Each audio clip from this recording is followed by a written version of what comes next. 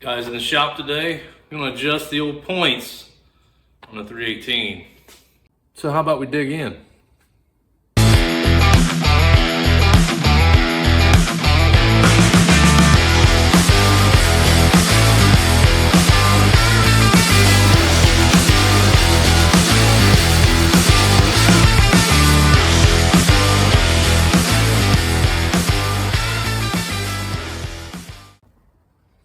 Alright, so first thing you're gonna do, you need to get this air filter out of the way.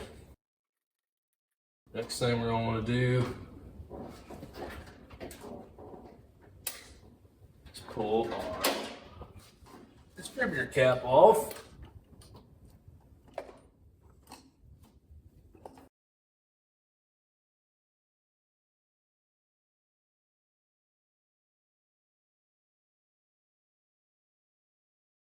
And what we're going to try to accomplish is getting that gap in between there, what we want it to be. So, I don't know if you can see it very well. There's a cam on this distributor shaft. It's got little raised spots. I think there should be 8. And this is an 8-cylinder. So what we want to do is that there is a little pad on this arm, these points. So if I take my finger, I can open them, see? There's a little pad right here that rides on this cam on the shaft.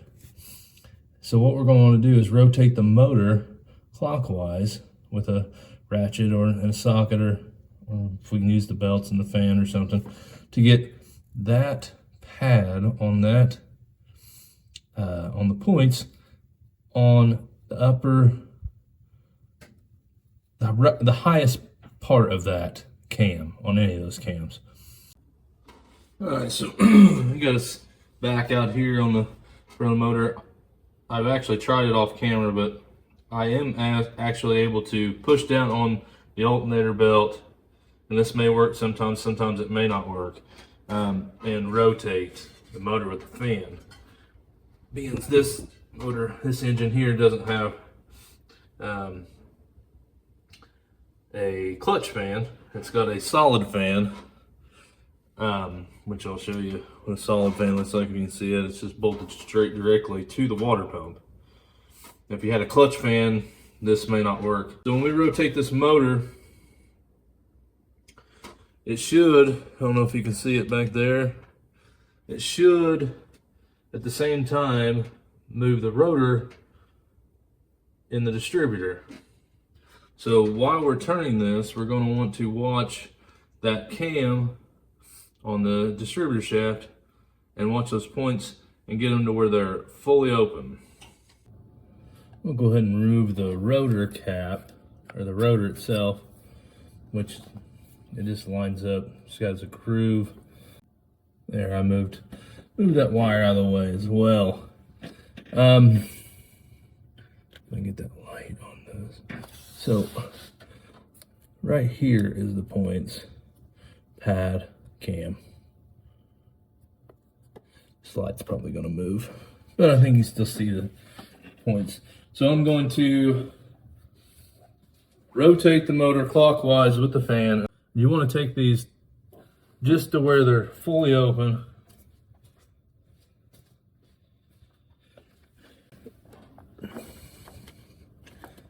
Yeah, looks like we gotta go a little more. Looks like that pad isn't quite fully on the raised part.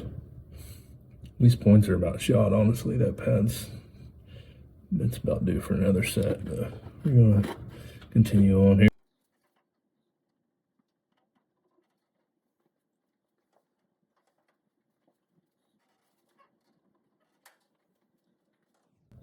Okay, once you have it fully open, the points open on the highest part of one of the cams, what I usually do is I fold the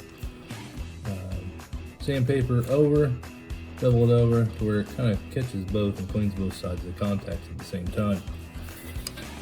So what you want to do is open the points, get that sandpaper to go in between the points.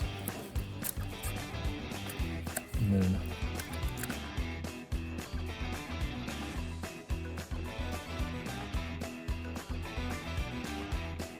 give it a little off there. Little side note. So you wonder how points work, right? Or maybe you don't. But here we go anyway. So basically you got 12 volts for your battery going to your coil on one terminal. And on the other terminal you have a negative. The negative is going to your distributor and to your points, to your contact and your points. Like a spark plug wire that goes to it, right? Well, that spark plug wire goes to your rotor and your distributor. Power your coil with a 12 volt. When your contacts close on your points, that grounds the coil. When it grounds the coil, it closes that circuit in the coil windings, and it lets the coil build up voltage. Takes the 12 volt to thousands of volts. As soon as that contact opens in your distributor, it shuts off that circuit, and that energy has to go somewhere. Out the spark plug wire to your distributor cap, to your rotor, from your rotor to your spark plug wire on whatever cylinder that the distributor's rotor is pointing to fire that cylinder. People say that if there's a nuclear bomb, these things would still run. And what I usually do is take a 17 thousandths feeler gauge and put it between the points. See, that to me seems a little tight. There should be a flathead screw right in this area. Going to loosen that screw. Maybe not. Yeah, I got the screw loose. It's kind of tough. I find that these things are actually easier to set up when they're not in the engine, but obviously if you take them out of the engine, you're gonna have to retime and all that stuff. That's a totally different process. I believe we're going to get to find somewhere to pry these points open. I think I just did that there.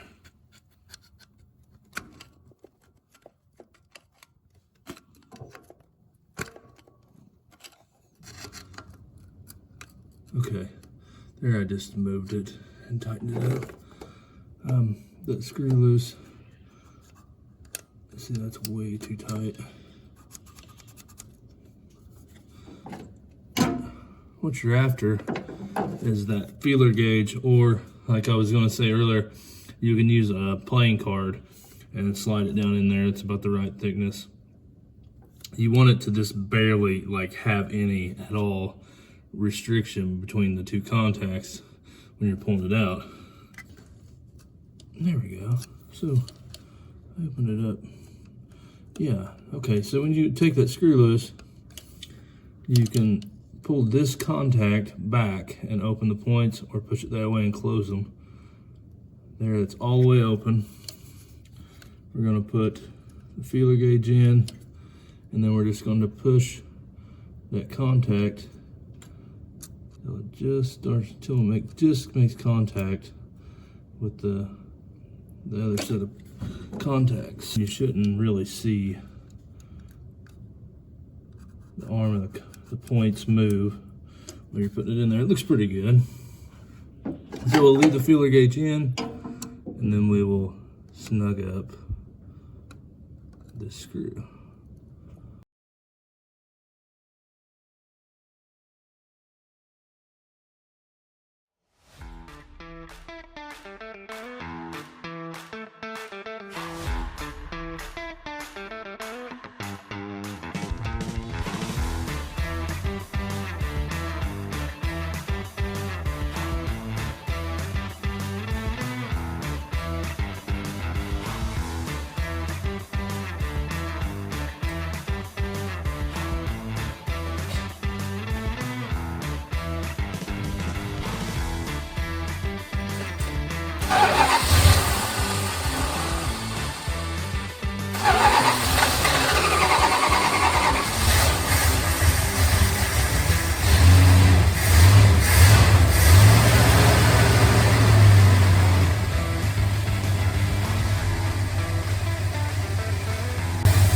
Seems like it's idling pretty good. Idle nice and smooth.